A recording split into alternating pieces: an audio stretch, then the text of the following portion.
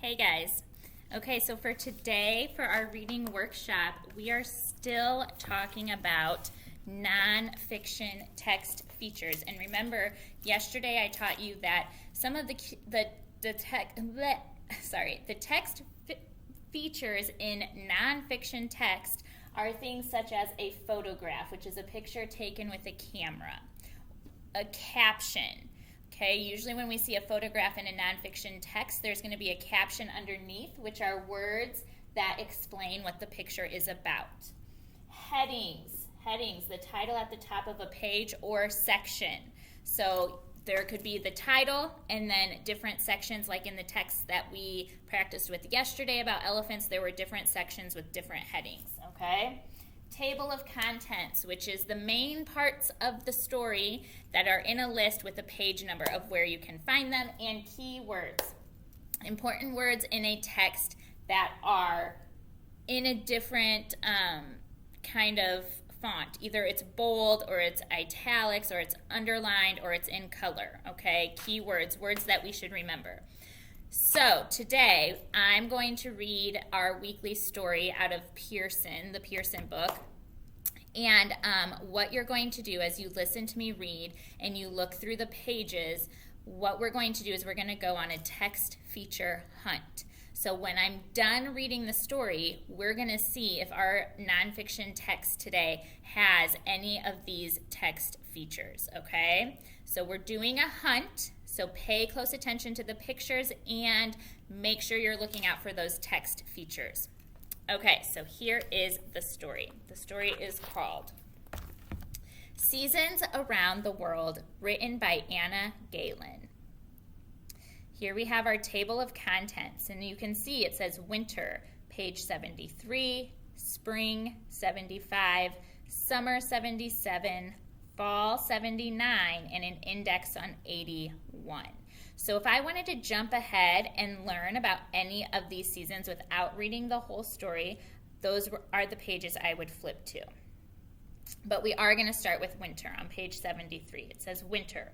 During winter, the days are shorter than they are during other seasons. In many places, the air gets cold and it snows. Most plants and trees stop growing. Some die. Some animals hibernate. And then we have a caption. It says, snows.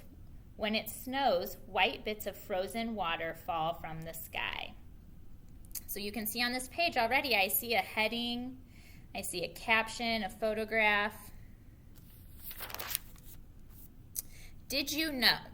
When it is winter in the northern part of the world, it is summer in the southern part. Near the North Pole, the sun never shines in winter. It is dark all day. Oh my goodness, that's something I did not know. And it even has a graphic of a map of the globe showing us where the parts of the world are that in winter where it is dark all day. And it looks like it says Norway. Okay, spring. Spring comes after winter. In many places, baby animals are born, flowers bloom, and leaves appear on the trees. It can rain a lot during spring. The rain and warmer weather help plants grow. Did you know in some parts of the world there are only two seasons, a rainy season and a dry season? The seasons don't change much near the equator. Spring is like all the other seasons. And again, we have a globe to show us where the seasons don't change that much. Ecuador and Uganda. Summer. During summer, the days are longer than they are during the other seasons. The sunlight helps plants grow in the summer. People like to spend time in the sun too. Did you know? In summer, the sun never sets in Antarctica. That means that in the summertime in Antarctica, it's daylight all the time. That's crazy. This is the coldest place on Earth. Even in summer, it never gets warm here. So in Antarctica, you can see on the globe where Antarctica is, it never gets warm. It's the coldest place. I just learned that. I didn't know that. Interesting. Fall. During fall, the days start to get shorter again. The leaves on some trees change colors and drop to the ground. Animals start getting ready for winter too. They eat a lot. Some animals store food. Did you know some butterflies travel all the way from the United States to Mexico in the fall so they can stay warm in winter? That's a fun fact. I didn't know that. And here we have another globe showing us where Mexico is, and it says, in fall, many birds and animals move to warmer places where they can find food.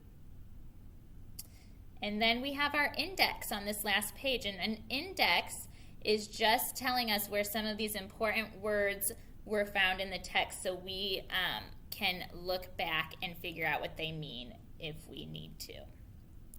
Okay, I want you to think about the story that you just listened to, and I want you to think about the pages that you were looking at. And quick and easy, we're just going to do like a yes or a no.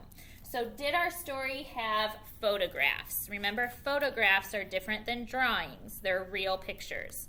Did our story have photographs? Yes, it did. It had photographs of the different seasons. It had photographs of animals and how they were behaving in the season. So yes, our story had photographs. Did our story have captions underneath the photographs? Did anybody notice? I did. It did have captions by the photographs. So yes, it did.